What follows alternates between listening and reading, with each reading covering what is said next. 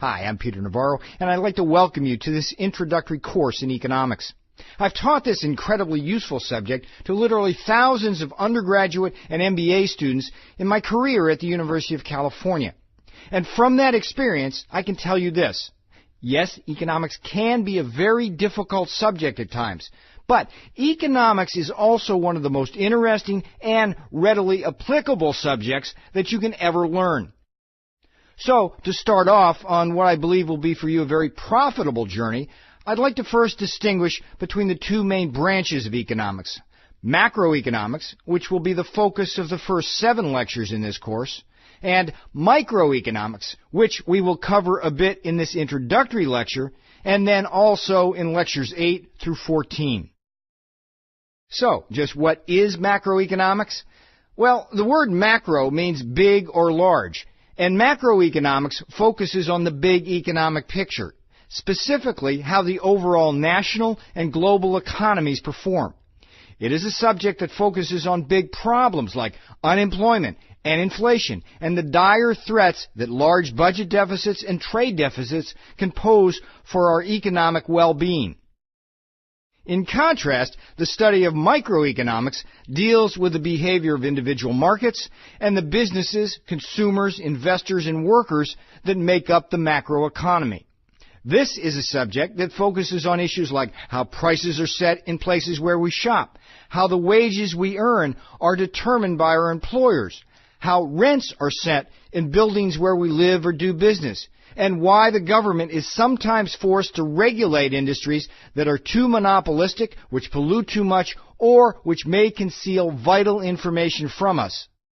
Now, what we're going to do in this introductory lecture is first examine a bit more closely some of the big issues in macroeconomics and illustrate quite specifically how this subject affects you in both your personal and professional life. Then, in the last part of this lecture, we will do something very similar for microeconomics. At a business and professional level, macroeconomics can help answer questions like, how much should I manufacture this month? And how much inventory should I maintain? Should I invest in new plant and equipment, expand into foreign markets, or downsize my firm? At a personal level, macroeconomics can help answer equally important questions like, should I switch jobs or ask for a raise? Should I buy a house now or wait until next year? Should I get a variable or fixed rate mortgage? Macroeconomics can help answer these questions because it arms us with a new way of thinking about the world we live and work in. Let me show you what I mean with some examples, first from the world of business and then from the perspective of one's own personal life. Item: the economy is at full employment. The stock market is soaring, and everything is wonderful. That's, of course, precisely when the Federal Reserve starts to raise interest rates an unlucky 7 times in 18 months, for a total of over 250 basis points. How long will it take before the noose tightens around your business? Item: a new president gets elected and promptly makes good on his promise to dramatically cut taxes. Your company gears up for a big surge in consumption and gets exactly that. But the economy also gets a big dose of inflation, an even bigger dose of contractionary monetary policy, and a very quick and big bust that turns into an ugly stagflation. Did your company see it coming, or did it get caught in that downdraft? Item: the dollar strengthens dramatically against the euro and yen. How can that possibly affect you? Well, maybe it can't, at least not directly. But wait, it turns out that one of your biggest customers is a company that relies heavily on its export sales to Europe. As these sales dry up because of the strong dollar, your orders do too. So when exactly did you know you had a problem? The broader point with these business examples is that you can have the best managed company in the world. You can have the most efficient production line. You can even have the best sales and marketing team. But even with these kinds of assets, your company can still lose a ton of money if you and your fellow employees don't know what to do when the macroeconomic rains begin to fall. Of course, the same is true in your personal life as well. To illustrate this point, let's consider this very real situation of the fictional Kristen Sands and why it ended quite badly. Kristen is a single working mother whose big dream in life is to own her own home. As the marketing director for a major corporation, Kristen earns a good salary, and some years ago she had saved $25,000 for a house down payment. After months of looking, Kristen's choice had boiled down to either a modest two-bedroom condo near her job in the city or her dream home, a more expensive single-family house out in the valley. After talking it over with a mortgage banker, Kristen decided that the only way she could afford her dream home was to take out a variable rate mortgage. It was available at a full 2 percentage points below the fixed rate mortgage, and her monthly mortgage payment would be several $100s less, but only if interest rates stayed low. Sure, Kristen felt a little nervous about choosing the variable rate, but the mortgage banker told her not to worry. Rates had been stable for over 3 years now, and it shouldn't be any problem. What Kristen failed to see, however, were numerous warning signs of growing inflationary pressures. On the demand pull side, the unemployment rate had just reached an 8-year low. On the cost push side, the news was full of stories about a bad coffee crop in Brazil, a worldwide drought and possible food shortages, renewed violence in the Middle East and rising oil prices, and a fall in the value of the dollar.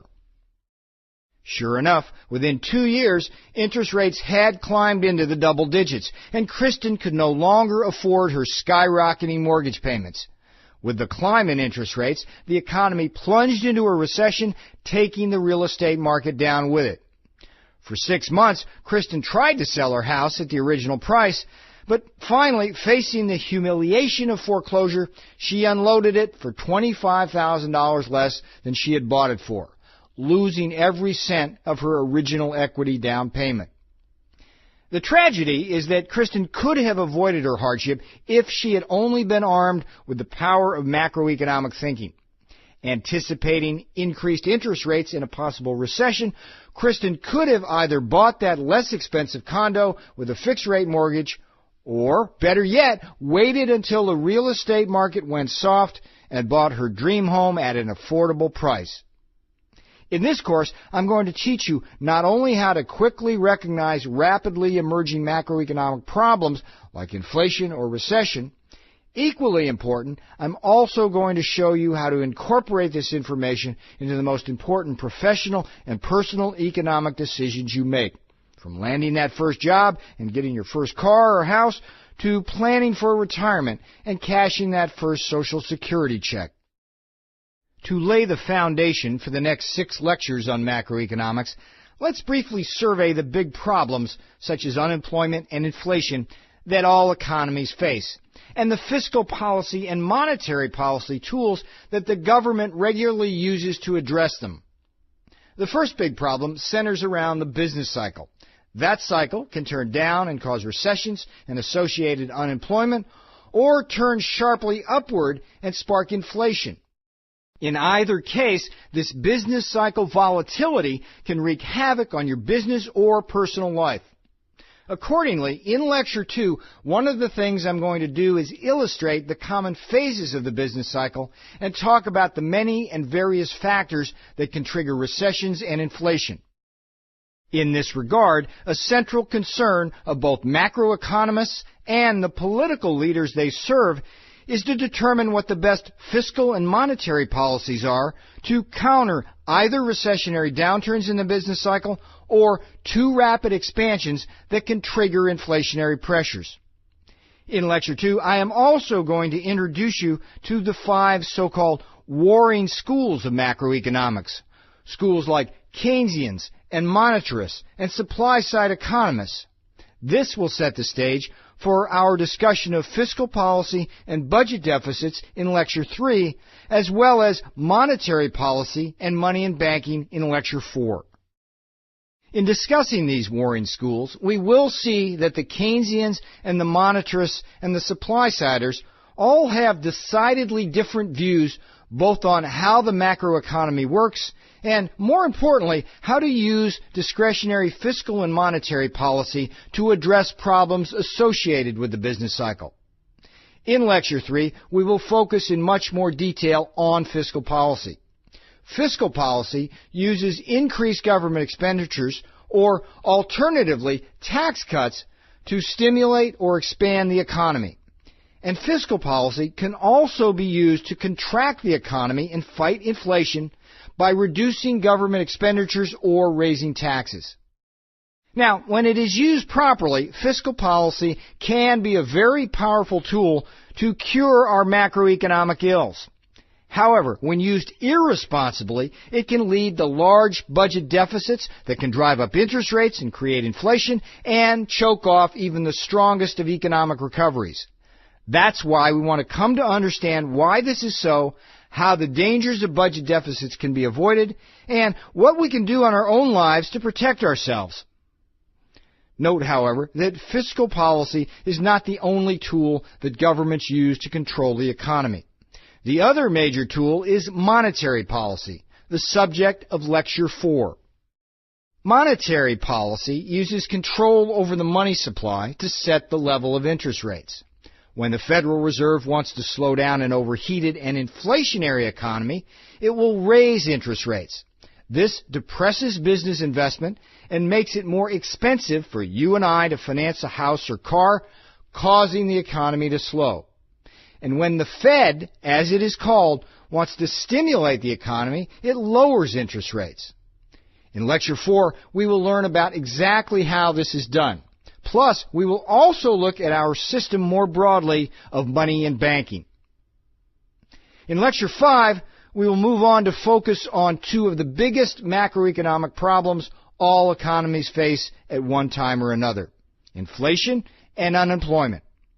In this lecture, we will see that inflation is defined as an upward movement in prices from one year to the next.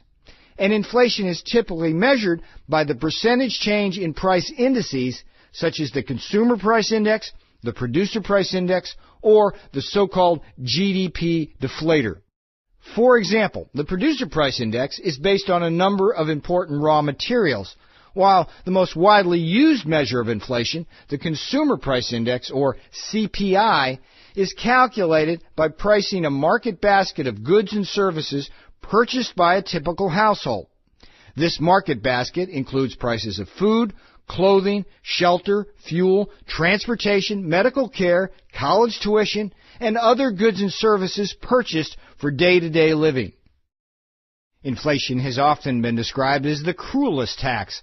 That's because if inflation rises faster than wages, our purchasing power actually declines, even though our wages may be going up. As for the second macroeconomic problem we will address in Lecture 5, it is in many ways the most important one, at least on Main Street as opposed to Wall Street. The problem I'm talking about is unemployment. The unemployment rate is measured as the number of unemployed persons divided by the number of people in the labor force. And this rate, in fact, has varied dramatically over the years.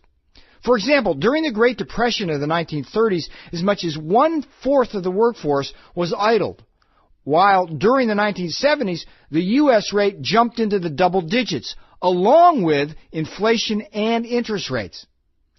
Normally, however, the unemployment rate is closer to 5% or 6%.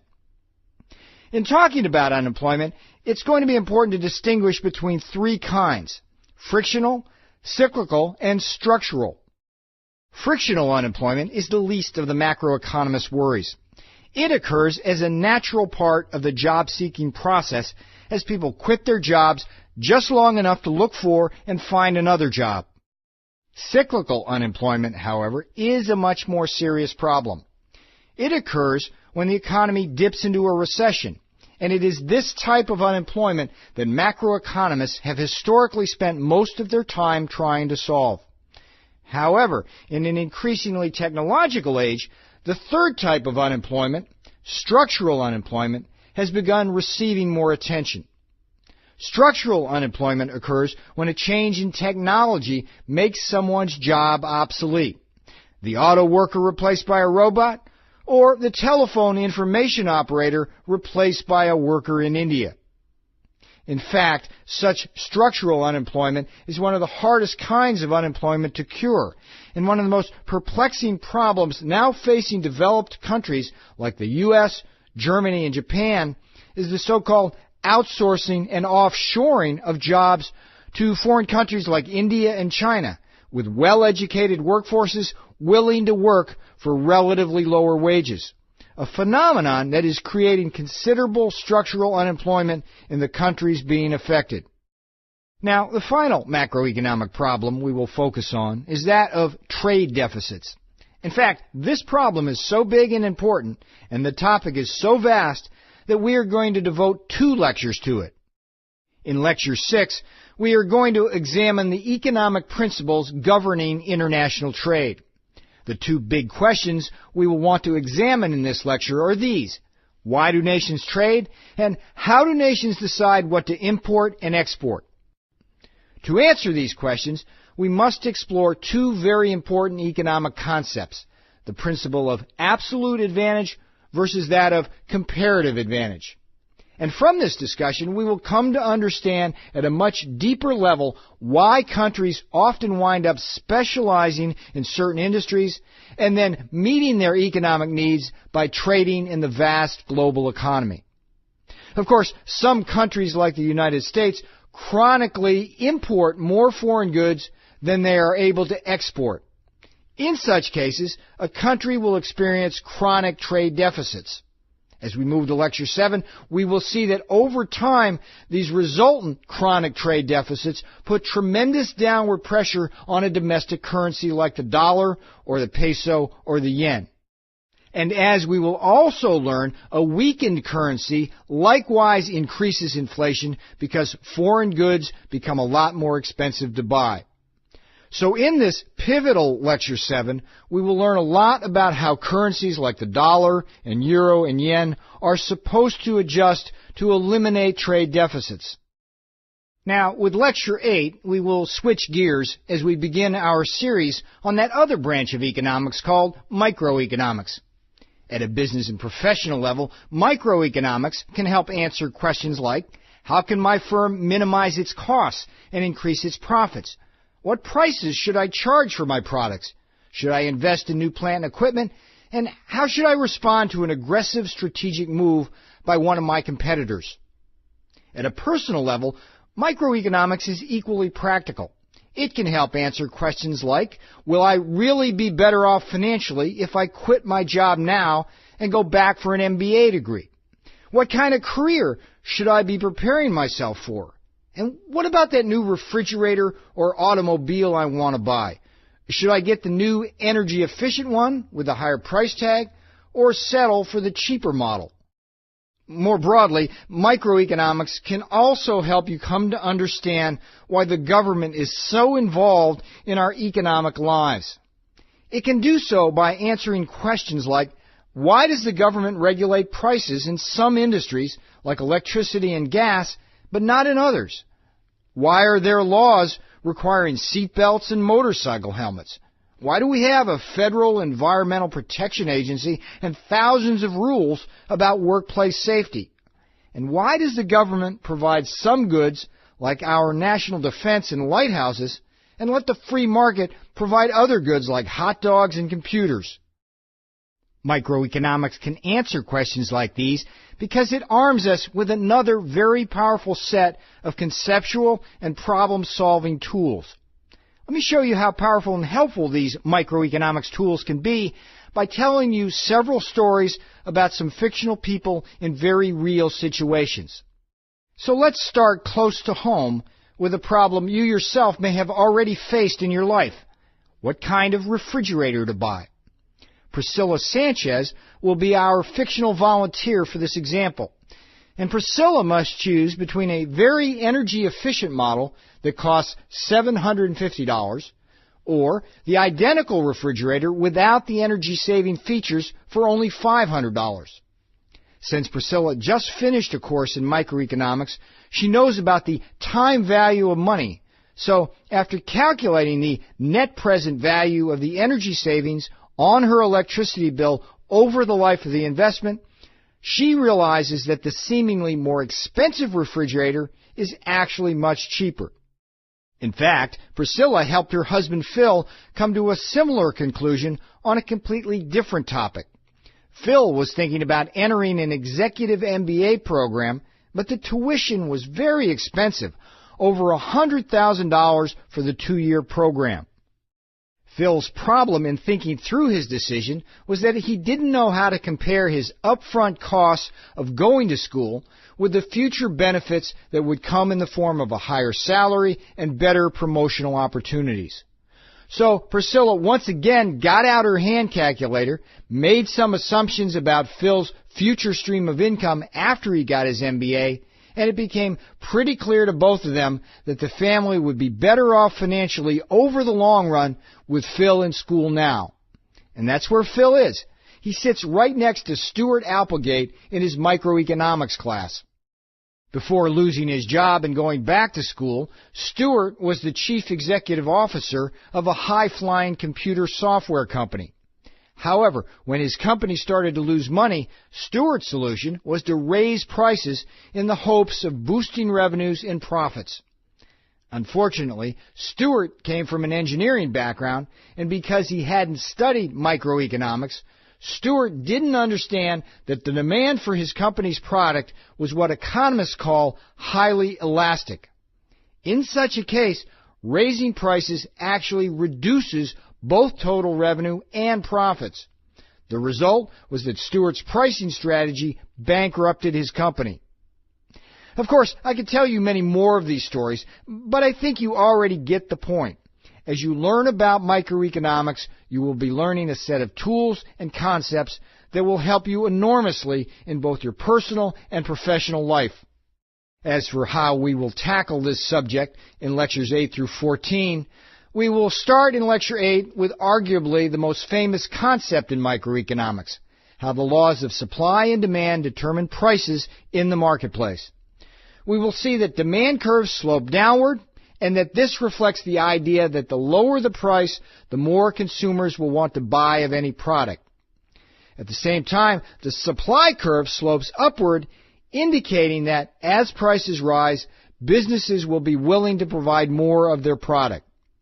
The powerful idea behind this construct is that the so-called equilibrium price in the market will tend to be where the supply and the demand curves cross. In order to understand exactly why this equilibrium happens, we are going to spend a lot of time in Lectures 9 and 10 looking more closely at both the demand and supply curves. To understand the downward slope and shape of the demand curve, and indeed why that demand curve may also shift, we will have to look first at the economic behavior of consumers. By the same token, to figure out why the supply curve slopes upward, we will look at so-called production theory, which examines why firms price and produce products the way they do.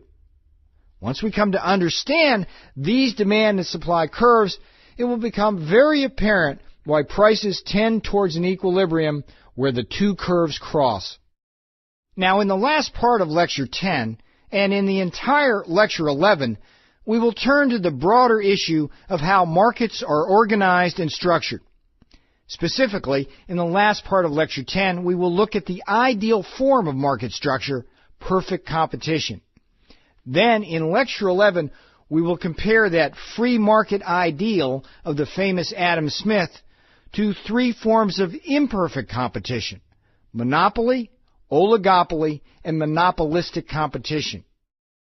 In these lectures, we will see that when a market meets the famous Adam Smith's test of being perfectly competitive, its invisible hand truly is a wondrous mechanism. The free market allocates resources in the most efficient way possible without any help from or interference of the government. However, in these lectures, we will also come to understand that markets are prone to various kinds of so-called market failures that may require the government to intervene to correct these failures. We will see, for example, that when there is only one or a few sellers in the marketplace, that's a monopoly or oligopoly, the monopolists or oligopolists tend to set prices too high and consumption is too low relative to the more efficient outcome that would occur in a free market, perfectly competitive with numerous buyers and sellers. In such a case, government intervention into the market may be appropriate to deal with the monopoly or oligopoly, and such intervention may involve regulating prices and profits or prohibiting actions such as price fixing. Note, however, that the problem of imperfect competition isn't the only reason that the government may intervene in the free market. In fact, there are at least 3 other forms of market failure that we'll be talking about that you may find even more interesting. One such problem is the so-called public goods problem.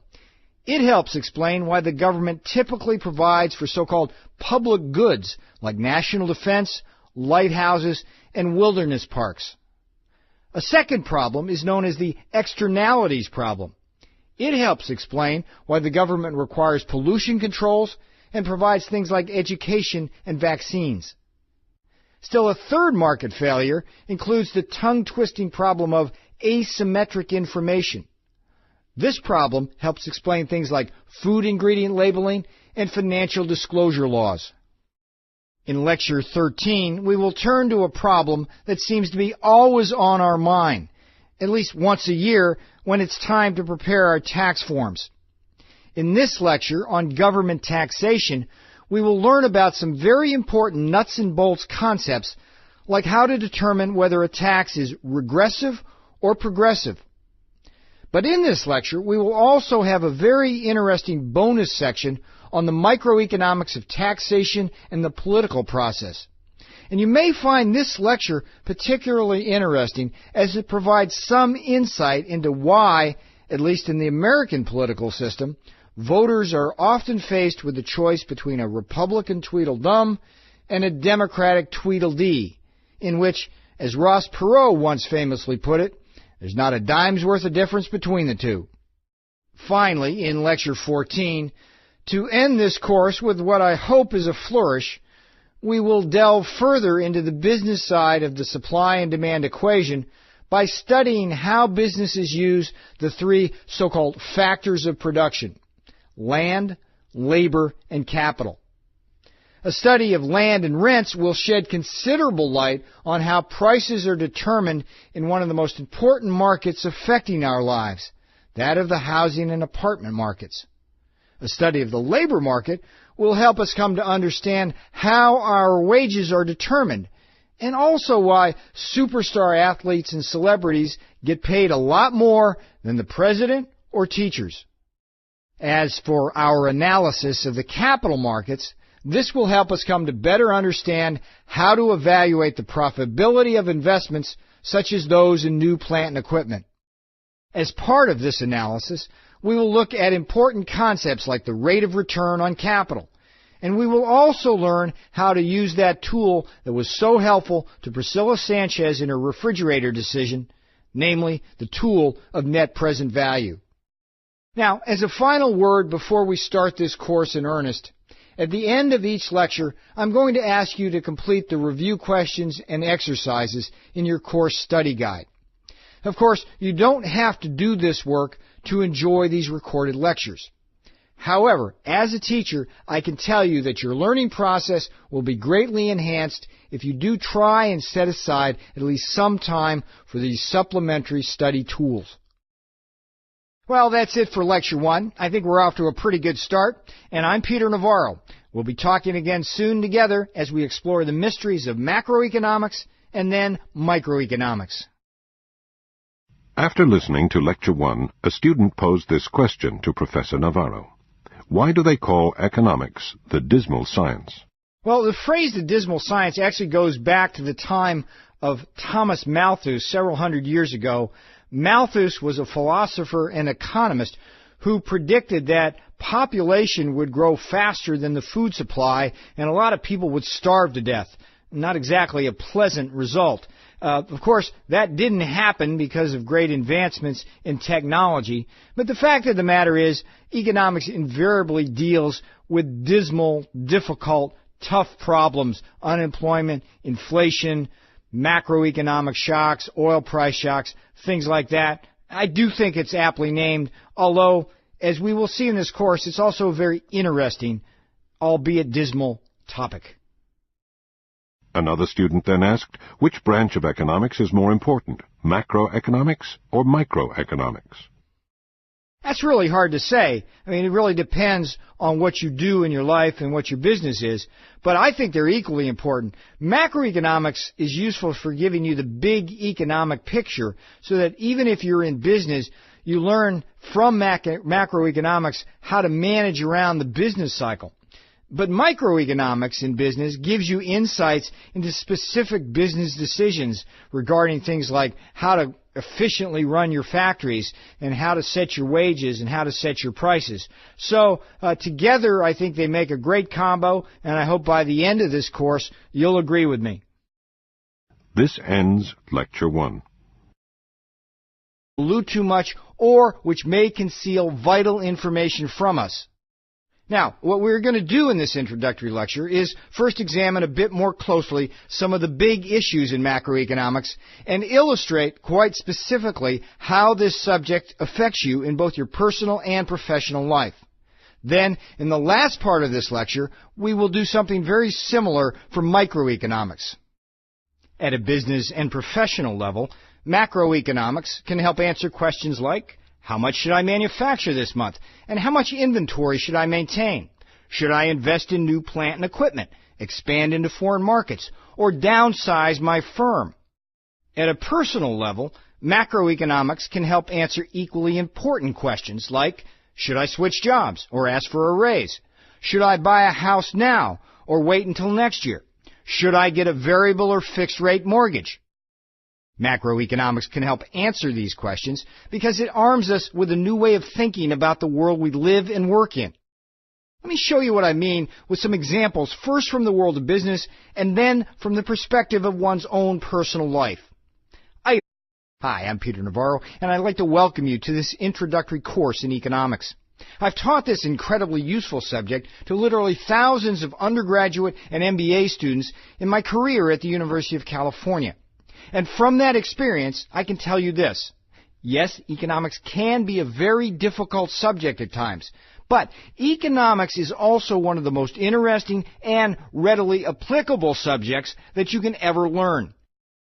So, to start off on what I believe will be for you a very profitable journey, I'd like to first distinguish between the two main branches of economics. Budget deficits and trade deficits can pose for our economic well-being. In contrast, the study of microeconomics deals with the behavior of individual markets and the businesses, consumers, investors, and workers that make up the macroeconomy. This is a subject that focuses on issues like how prices are set in places where we shop, how the wages we earn are determined by our employers, how rents are set in buildings where we live or do business, and why the government is sometimes forced to regulate industries that are too monopolistic, macroeconomics, which will be the focus of the first 7 lectures in this course, and microeconomics, which we will cover a bit in this introductory lecture, and then also in lectures 8 through 14. So, just what is macroeconomics? Well, the word macro means big or large. And macroeconomics focuses on the big economic picture, specifically how the overall national and global economies perform. It is a subject that focuses on big problems like unemployment and inflation and the dire threats that large